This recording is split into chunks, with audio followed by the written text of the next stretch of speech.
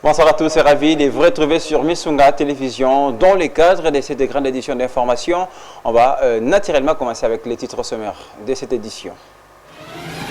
Jour J pour la signature de l'accord de paix entre Kinshasa et Kigali, plusieurs voix s'élèvent pour saluer la démarche sous le jeu des États-Unis d'Amérique. Les États-Unis d'Amérique, on va écouter son président évidemment qui fustige la responsabilité au Rwanda. Après la requête de la République démocratique du Congo contre le Rwanda, la Cour africaine a jugé recevable et s'est dit compétente pour traiter l'affaire qui oppose la RDC au Rwanda. Et puis à la recherche de paix dans la partie est de la République démocratique du Congo, les confessions religieuses ont été reçues par le chef de l'État, je cite, Félix Antoine Tshisekedi Tshilombo. Merci d'y rester avec nous pour les développements de tous ces titres. J'en parlais au sommaire. Ce jour, J de la signature de l'accord de paix entre Kinshasa et Kigali, le président américain a reconnu l'entrée du Rwandais sur le sol congolais en causant plusieurs massacres à la population dans la partie orientale de la République démocratique du Congo. Donald Trump l'a annoncé au cours du sommet de l'OTAN et qui se tient en ces moments. On prend des précisions avec Divine Kaoubo. À quelques jours de la signature de paix entre la RDC et le Rwanda, revu ce 27 juin 2025 sous l'égide de l'USA, le président américain a reconnu l'entrée de Rwandais sur le sol congolais et tous leurs massacres causés à la population congolaise. Il y a quelques semaines, on a réglé le conflit entre l'Inde et le Pakistan. Kosovo, Serbie, pareil, le Congo, être à l'ordre du jour, le Rwanda. Le Rwanda est entré au Congo, terrible, une guerre à la machette, avec des mutilations terribles. Et on y a mis fin aussi. Personne n'a jamais fait quelque chose une chose de cette nature. Bien, le président Poutine est une personne, je crois, qui a été induit en erreur. Et je pense qu'on va résoudre cette guerre. On va réussir. On a déjà mis fin à 4 guerres depuis que je suis là. Et il m'a dit, je vous aide sur l'Iran. Je lui ai dit non, occupez. Au jour J de cette signature, tout reste tendu entre les deux pays, la RDC et le Rwanda. Les précisions et les détails de Divine Kaoubo, on va réussir sur le sujet en parlant des États-Unis. Sachez que les États-Unis ont refusé la demande du report introduit justement à la dernière minute par le Rwanda concernant la cérémonie de la signature de l'accord de paix avec la RDC. La rencontre, on le rappelle, qui devait se tenir ce vendredi à 15h à la Maison-Blanche en présence de Donald Trump, le président américain. On gardera l'œil et nous en reviendrons avec plus de précisions dans nos prochaines éditions. Retour dans les objectifs domestiques, il n'y a pas que la SENCO et le CC qui sont impliqués au processus de paix dans la partie est de la RDC. Les confessions religieuses ont à leur tour été reçues par le président de la République, Félix Antoine Tshisekedi Tshilombo, des échanges qui ont essentiellement tourné autour d'un dialogue pour le retour de la paix dans la partie orientale de la République démocratique du Congo. Regardez. Conduite par son président, le pasteur Ejiba Yamampia, la plateforme de confession religieuse a échangé ce soir avec le chef de l'État, Félix Antoine Tshisekedi Tshilombo, sur leur initiative concernant les dialogues entre Congolais. Nous avons parlé de ce qui s'est dit à propos du dialogue entre Congolais. À ce sujet, nous lui avons présenté qu'il n'y a pas seulement ce que la SENCO et l'ECC proposent, il y a aussi l'initiative interconfessionnelle pour la paix et la réconciliation en République démocratique du Congo que la plateforme met à la disposition des Congolais. Et après nous avoir écouté, le chef de l'État nous a donné quitus de dire « Ok, nous devons travailler, mais toutefois, on doit faire en sorte que les deux parties, SENCO et ECC, et nous nous puissions à un certain niveau, par l'encadrement de l'équipe de la présidence, voir comment mettre tout ensemble. Le président décimé, Idriss Katenga, a quant à lui fourni des détails importants sur le contenu de cette audience. Nous venons de réitérer notre offre au peuple congolais à travers le président de la République, chef de l'État. Comme son éminence vient de le dire, nous avons le pacte social qui est proposé par nos compatriotes de la CENCO et de l'ECC et qui pour nous comporte certaines limites. Évidemment, c'est une œuvre humaine. Parmi ces limites, nous allons épingler par exemple le fait que c'est une initiative qui vise la refondation de l'État congolais. Alors nous, on ne voit pas la démarcation entre ce que nous pouvons faire comme confession religieuse relevant de la société civile et ce que fait l'État, parce que c'est l'État qui a le pouvoir régalien de définir des politiques de gouvernement. Il n'est un secret pour personne que c'est dans l'unité que l'on aspire à la providence divine. Les confessions religieuses chez le président de la République. On va continuer à évoquer la situation sécuritaire dans la partie est de la République démocratique du Congo. Sachez que c'était ce mercredi à la Cité de l'Union africaine que le président de la République, Félix Tshisekedi, a échangé avec l'ancien président du Nigeria, l'un des facilitateurs désignés par l'EAC. Au cours de leur échange, la situation sécuritaire qui prévaut à l'est de la République démocratique du Congo a fait l'objet de cette visite. Divine Siala. De l'État, Félix-Antoine Tshisekedi s'est entretenu avec l'ancien président nigérien Obasanjo pour trouver des solutions au conflit armé qui secoue l'est de la RDC. À l'issue de cet échange qui a duré près de 2 heures, l'ancien président du Nigeria a précisé qu'il explorait toutes les possibilités sur la situation entre le Rwanda et la RDC afin de cesser les hostilités à l'est. Par ailleurs, l'ancien chef de l'État nigérien dit apprécier toutes les initiatives de paix, comme l'accord de paix sous la médiation des États-Unis d'Amérique et celle du Qatar. Ici, à de rappeler que le 24 mars dernier, lors du 2e sommet conjoint auquel avaient pris part les présidents de la République, la communauté de l'Afrique de l'Est et la communauté des États de l'Afrique australe avaient décidé de nommer 5 anciens chefs d'État africains comme facilitateurs régionaux pour la résolution de la crise sécuritaire dans l'Est de la RDC.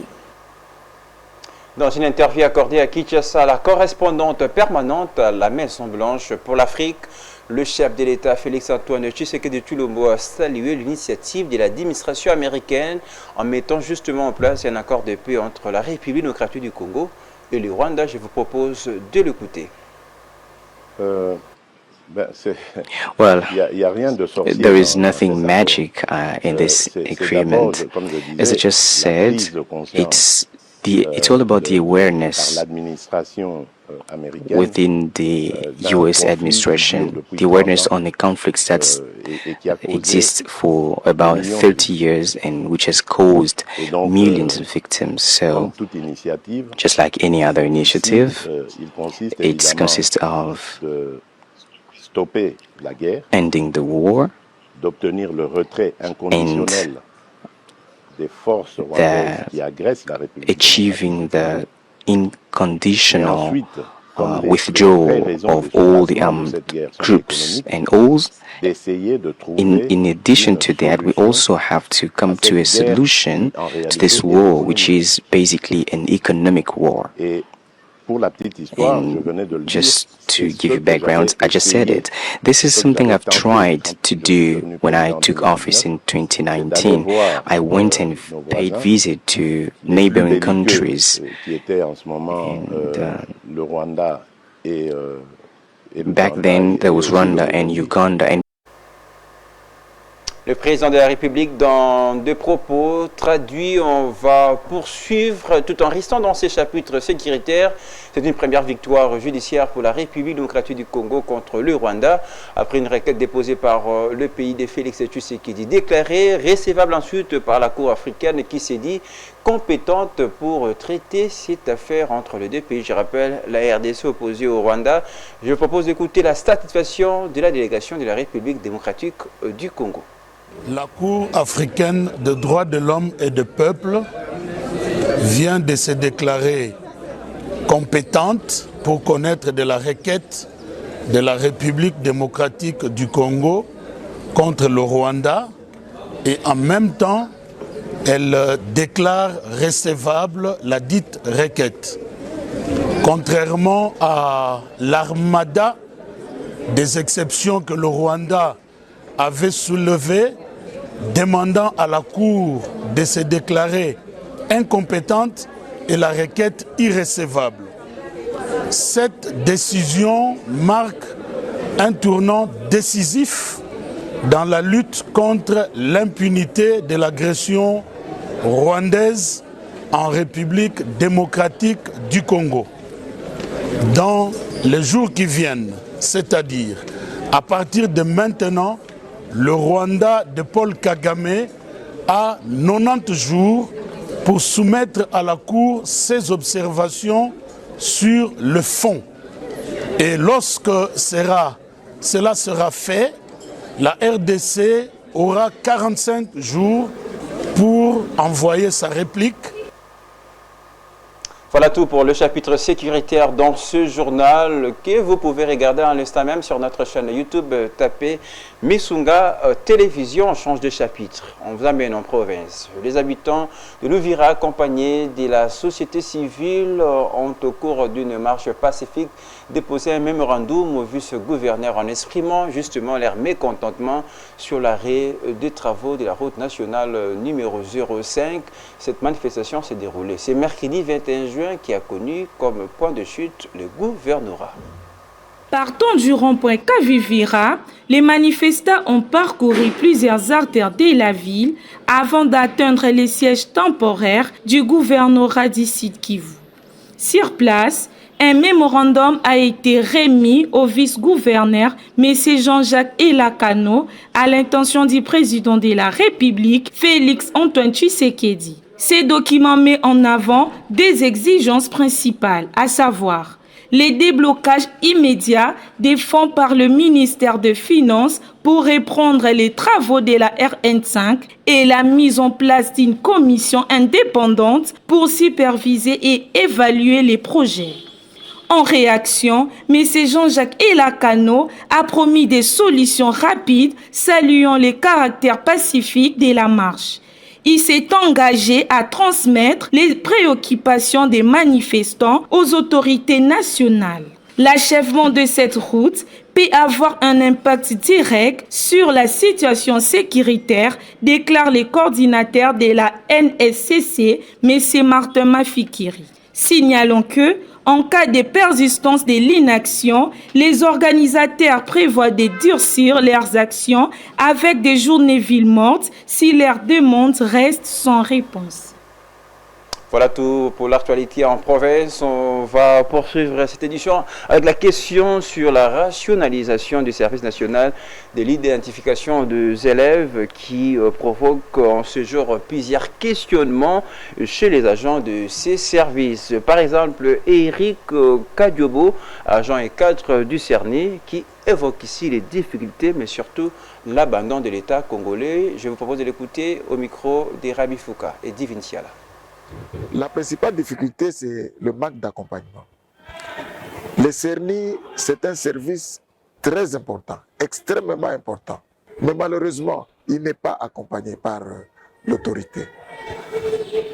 Quand je dis il n'est pas accompagné, ça signifie qu'on ne veut pas mettre les moyens à la disposition de ces services pour qu'ils fonctionnent normalement, pour qu'ils donnent les résultats attendus.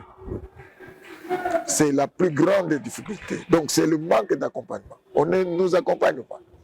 Par contre, on combat un service qui est aussi important parce que c'est un service technique. Un service national et technique. Imaginez, un service qui s'occupe de la lutte contre la prolifération des fausses pièces scolaires. Ce n'est pas un petit service. Un service qui lutte contre les vagabondages scolaires, par exemple. Vous comprenez? C'est ce service-là à qui on devait mettre le moyen pour lui permettre de produire un très bon résultat. Il a combattu ce service au point que, comme lui, il est politique, il s'est imposé et cette affaire s'est arrêtée là. Mais il y a du matériel qui est là, qui est entreposé quelque part là. Alors que le service a besoin du matériel, a besoin de financement pour que nous puissions travailler. On ne cesse de dire que l'enseignement en RDC est au rabais. À cause de quoi? À cause des mauvaises pratiques du genre vagabondage scolaire. Aujourd'hui, les enfants ne veulent plus répandre les années. On va prendre un mot de sport avant de terminer avec la revue des presses suite au calendrier sportif. L'organisateur met terme au championnat national, une décision qui n'arrange pas du tout les amoureux du ballon rond. C'est le cas de Michel Tobo, analyste sportif, qui évoque et dresse ici un bilan mitigé pour ce qui est des exercices 2024-2025. Tout est bien qui finit bien, dit-on. Cet adage est loin de satisfaire les amoureux du ballon rond qui sont obligés d'accepter l'arrêt du championnat.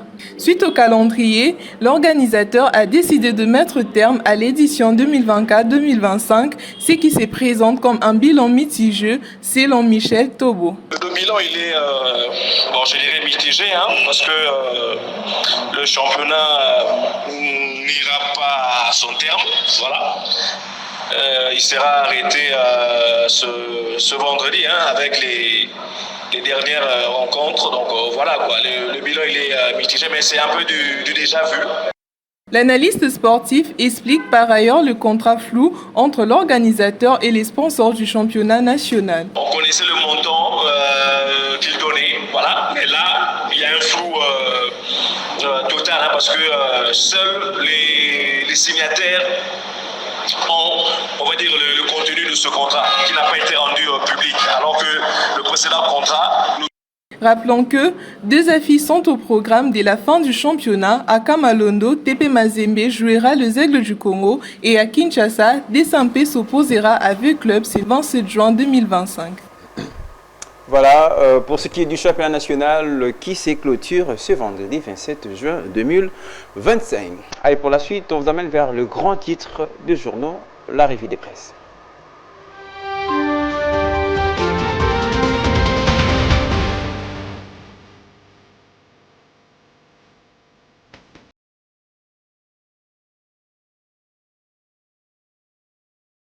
Dans la presse quinoise, on va lire ensemble cette belle sélection de Delphin Moukeba. Bonsoir et bienvenue. Et bonsoir à tous.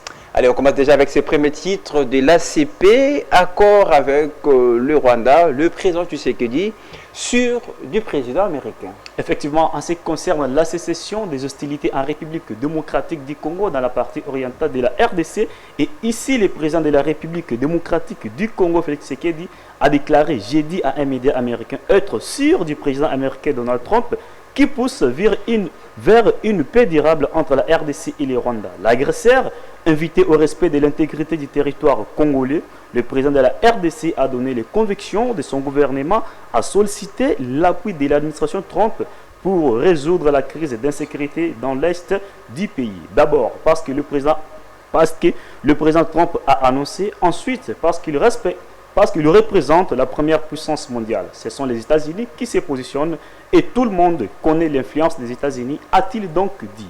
Le président Tshisekedi en a profité pour rappeler l'origine de cette crise sécuritaire dans l'est de la RDC qui avait été provoquée par l'invasion des populations rwandaises dans la province du Nord Kivu, permise plutôt par le régime de l'ancien président Mobutu en réponse à la demande de la communauté internationale. Trump méritera-t-il un prix Nobel de la paix? Concernant toujours l'accord de paix de Washington RDC-Rwanda, Félix Tshisekedi a indiqué que si le président américain Donald Trump réussissait à remettre la paix en République démocratique du Congo, selon ce processus en cours, il votera pour lui pour le prix Nobel de paix, dit le journal. Vous y croyez?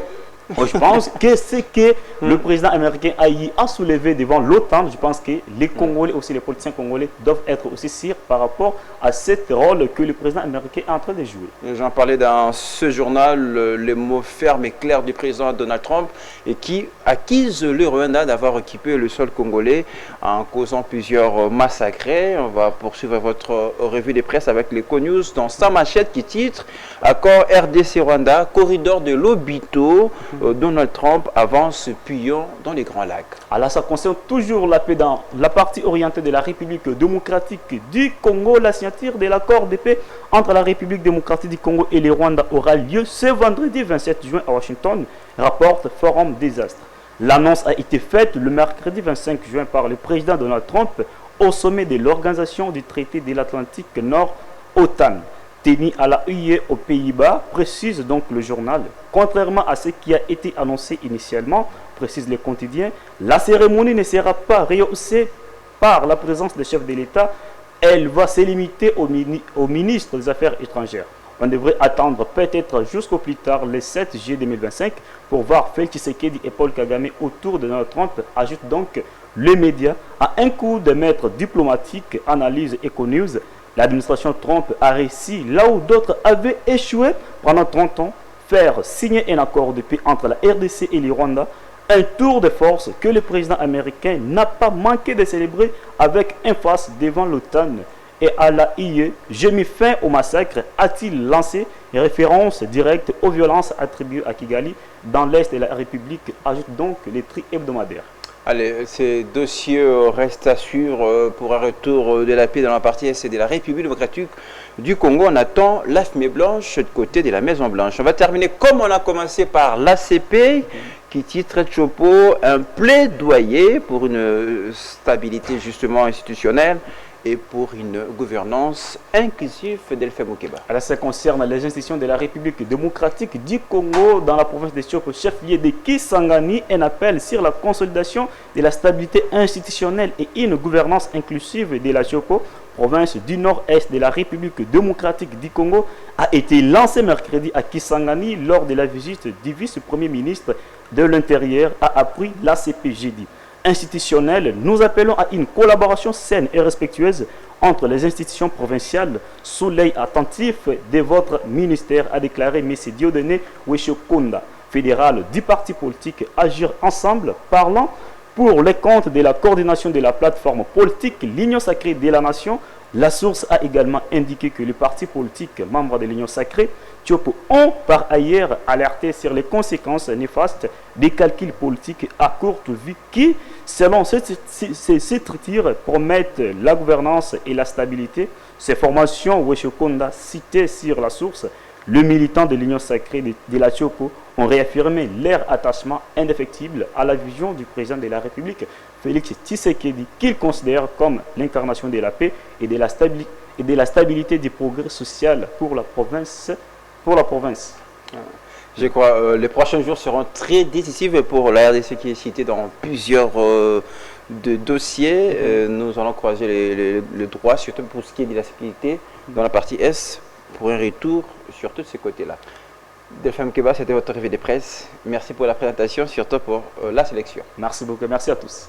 Merci à Elohim Kankolongo qui a réalisé ces programmes, Rabi Fouka qui nous a aidé d'arriver chez vous dans de très bonnes conditions. Ce journal est terminé. Excellent début de week-end à tous. Continuez à nous regarder sur notre chaîne YouTube, mais également sur notre page Facebook Missunga Télévision. À très bientôt avec le même plaisir.